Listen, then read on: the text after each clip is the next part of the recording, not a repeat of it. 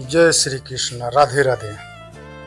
आज हम आपको बताएंगे संकष्टी चतुर्थी व्रत के विषय में पूजा विधि, कथा, महिमा एवं संपूर्ण जानकारी। सबसे पहले जानेंगे कि संकष्टी चतुर्थी क्या है। संकष्टी चतुर्थी भगवान श्री गणेश जी को समर्पित अत्यंत पुण्यदायी व्रत है। संकष्टी का अर्थ ही है संकटों का नाश करने वाली। ऐसा मान्यता है कि इस दिन श्रद्धा पूर्वक व्रत और पूजा करने से जीवन के सभी कष्ट, बाधाएं, रोग, ऋण, पारिवारिक कलह और आर्थिक समस्याएं दूर होती है तथा भगवान गणेश की विशेष कृपा प्राप्त होती है। यह व्रत प्रत्येक माह कृष्ण पक्ष की चतुर्थी तिथि को रखा जाता है। जब यह व्रत मंगलवार को पड़ता है तब इसे अंगार की संकष्टी चतुर्थी कहा जाता है, जिसका महत्व अत्यंत विशेष माना गया है। प्रातः स्नान करके स्वच्छ वस्त्र धारण करें और भगवान गणेश का ध्यान करते हुए संकल्प लें, हे विघ्नहर्ता श्री गणेश, मैं अपने परिवार की सुख समृद्धि, स्वास्थ्य, संतान कल्याण तथा सभी संकटों के निवारण के लिए संकष्टी चतुर्थी का व्रत करता हूँ।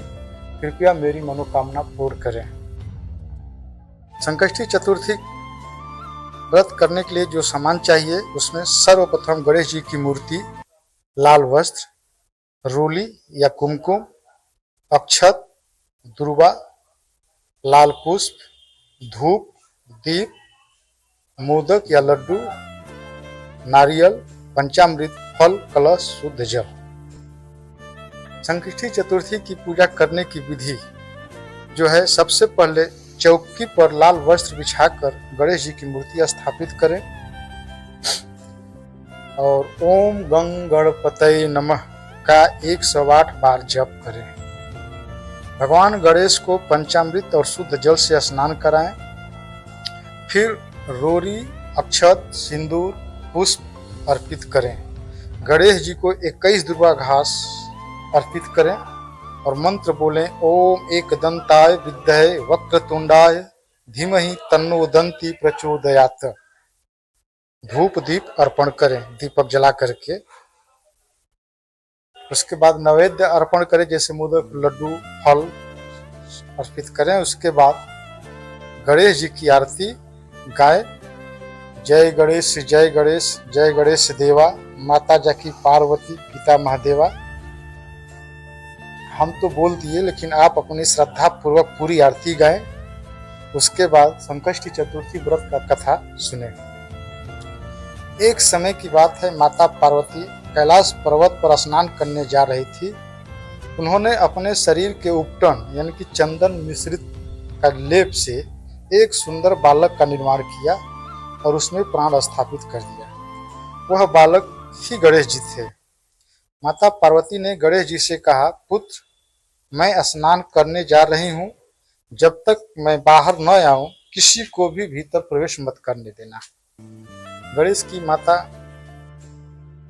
की आज्ञा मानकर द्वार पर पहरा देने लगे। कुछ समय बाद भगवान शिव वहां आए और भीतर जाने लगे। गणेश जी ने उन्हें रोक दिया। उन्होंने कहा, मेरी माता ने आदेश दिया है कि उनकी अनुमति के बिना कोई अंदर नहीं जा सकता। कुछ समय बाद भगवान शिव बहुत समझाया, पर गणेश जी ने अपनी माता की आज्ञा पर अडिग रहे। इससे शिवगण और गणेश जी के बीच संघर्ष हुआ। अंततः भगवान शिव ने क्रोध में आकर अपने त्रिशूल से गणेश जी का मस्तक अलग कर दिया। जब माता पार्वती बाहर आई और यह दृश्य देखा तो वे अत्यंत दुखी और क्रोधित हुई। उन्होंने संपूर्ण सृष्टि के विनाश का संकल्प कर लिया। देवताओं में भय व्याप्त हो गया। तब भगवान शिव ने माता पार्वती को शांत करने के लिए अपने गणों को आदेश दिया कि उत्तर दिशा की ओर मुख किए हुए जो पहला जीव मिले उसका सिर ले आओ। गणों को एक हाथी का बच्चा मिला और वे उनका सिर ले आए। भगवान शिव ने हाथी का सिर गणेश जी के धड़ पर स्थापित कर दिया, उन्हें पुनर्जीवित कर दिया। फिर उन्हें आशीर्वाद देते हुए कहा, आज से तुम सभी देवताओं में प्रथम पूज्य कहलाओगे। किसी भी शुभ कार्य, यज्ञ, पूजा या मंगल कार्य से पहले तुम्हारी पूजा की जाएगी। सभी देवताओं ने गणेश जी का जय घोष किया। तभी से भगवान गणेश प्रथम पूज्य विघ्नहर्ता और सिद्धिदाता कहलाए। यानी कि कथा से संदेश मिलता है कि माता पिता की आज्ञा का पालन करना चाहिए, कर्तव्य के प्रति दृढ़ रहना चाहिए, सच्ची निष्ठा और समर्पण का फल अवश्य मिलता है। भगवान गणेश अपने भक्तों के सभी विघ्न और संकट दूर करते हैं। कथा सुनने के बाद रात्रि में चंद्र दर्शन करने के बाद तांबे के पात्र में जल, अक्षत और पुष्प लेकर चंद्रदेव को अर्घ्य दें और मंत्र बोले ओम सोमाय नमः। इसके बाद भगवान गणेश जी को प्रणाम करें और व्रत का पारण करें। सभी प्रकार के विघ्नों का नाश होता है, धन में, संपत्ति में वृद्धि होती है, संतान सुख प्राप्त होता है, रोग और मानसिक तनाव दूर होते हैं, विवाह एवं नौकरी संबंधी बाधाएं समाप्त होती है, परिवार में सुख, शांति और समृद्धि आती है। चंद्रमा को अर्घ्य देने के बाद भगवान गणेश को मोदक का भोग लगाएं, तत्पश्चात प्रसाद ग्रहण करके व्रत का पारण करें।